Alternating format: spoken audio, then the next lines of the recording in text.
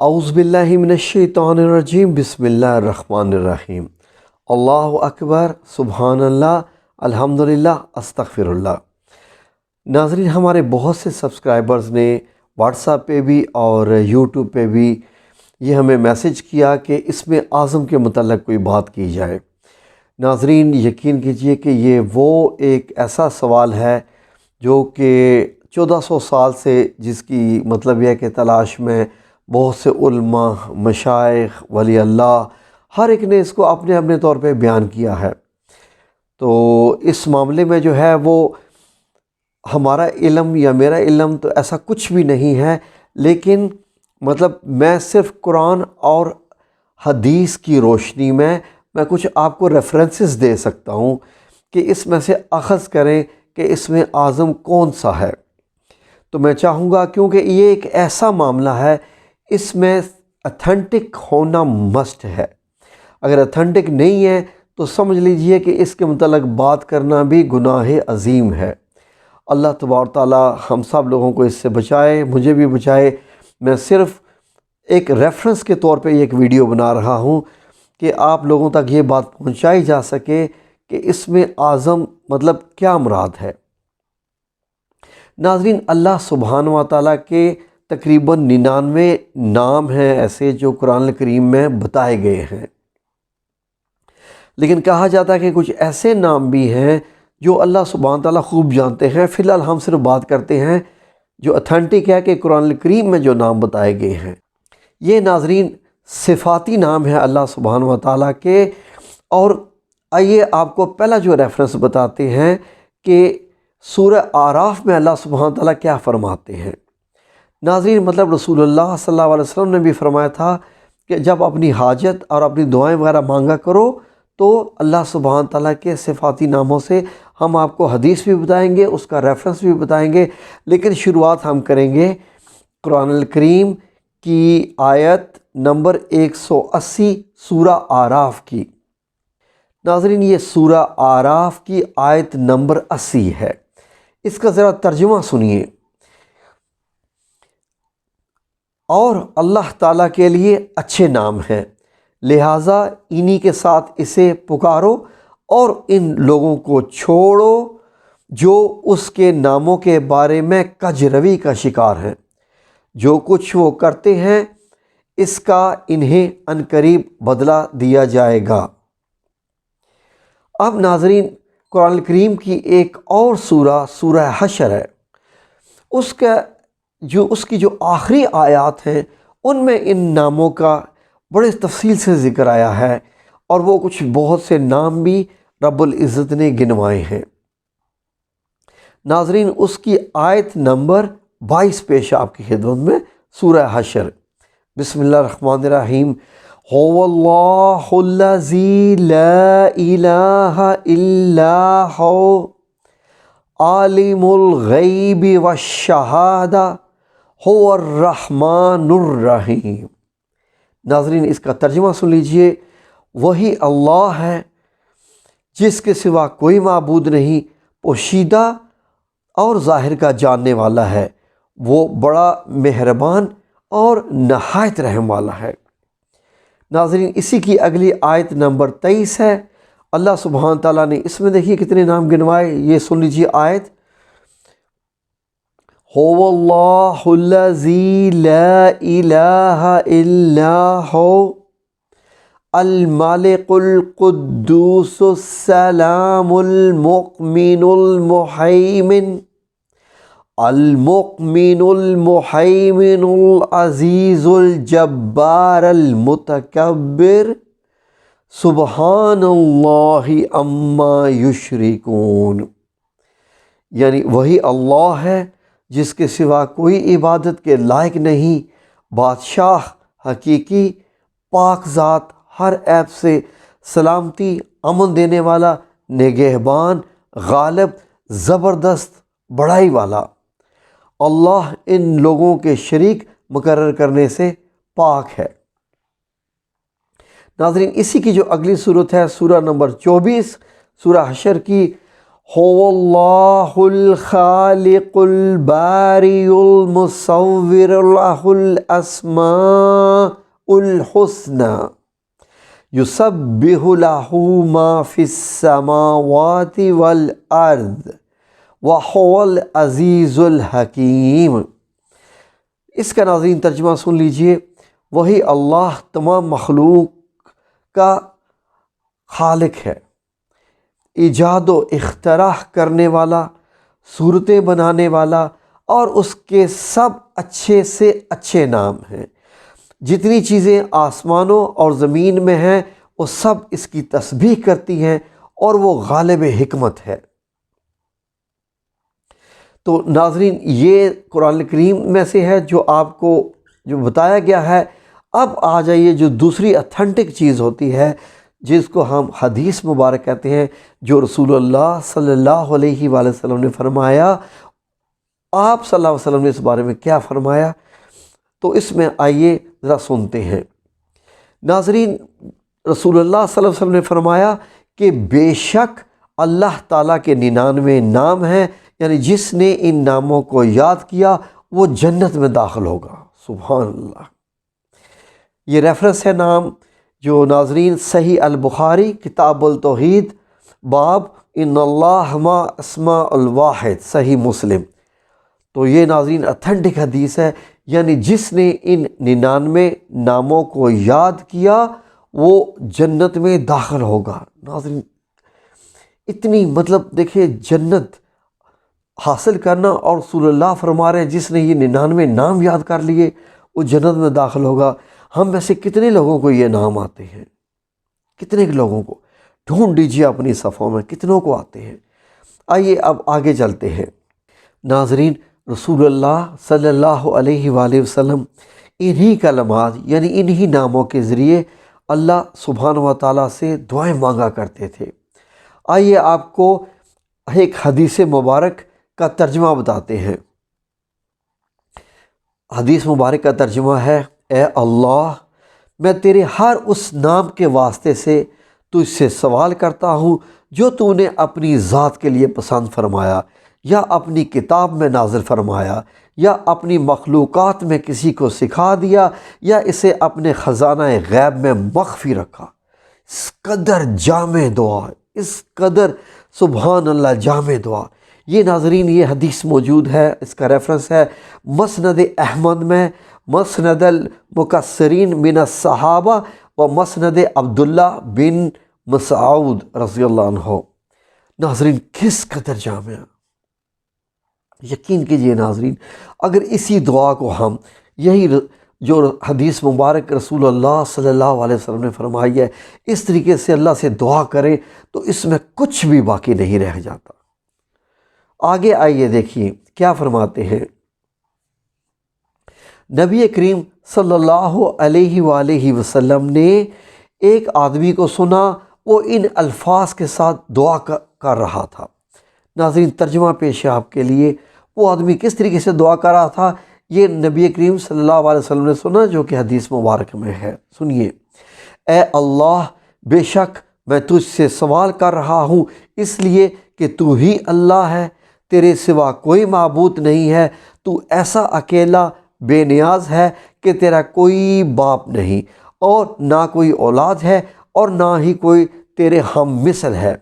رسول معظم صلی اللہ علیہ وسلم نے فرمایا: قسم ہے اس ذات کی جس کے ہاتھ میں میری جان ہے، اس نے یعنی اس آدمی نے اللہ سے ایسے اسم اعظم کے ذریعے سوال کیا ہے کہ جب اس کے واسطے سے اللہ سے سوال کیا جائے گا وہ ضرور عطا کرے گا، اور دعا کی جائے گی تو وہ ضرور قبول فرمائے گا۔ یہ ناظرین یہ جو ہے یہ آیت جو عربی میں ہے یہ سن لیجئے اس نے کیا دعا کی تھی۔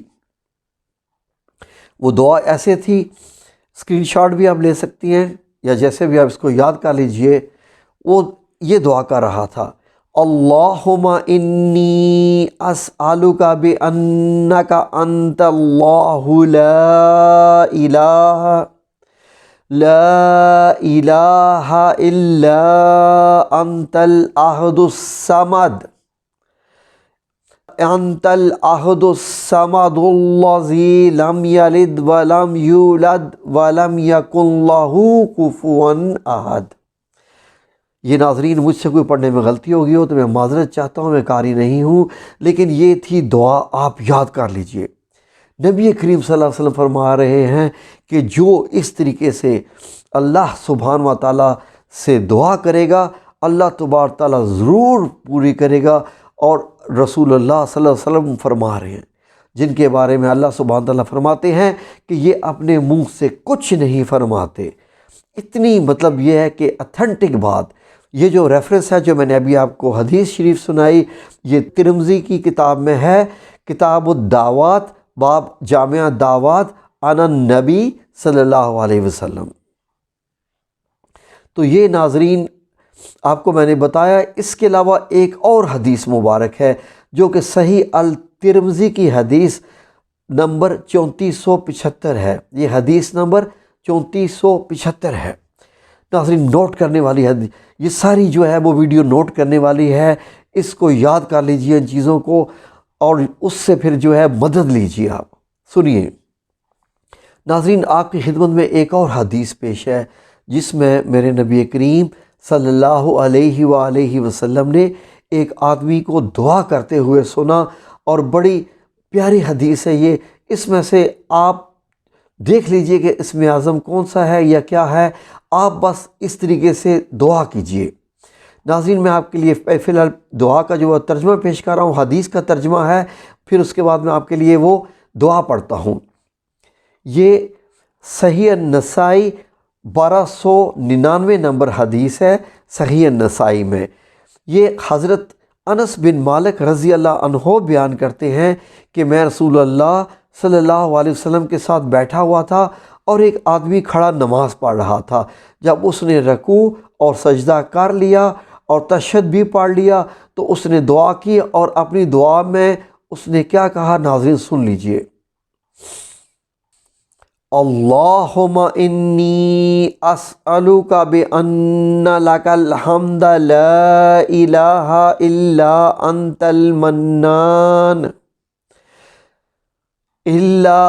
المنان بدیع السماوات والارض یا ذا الجلال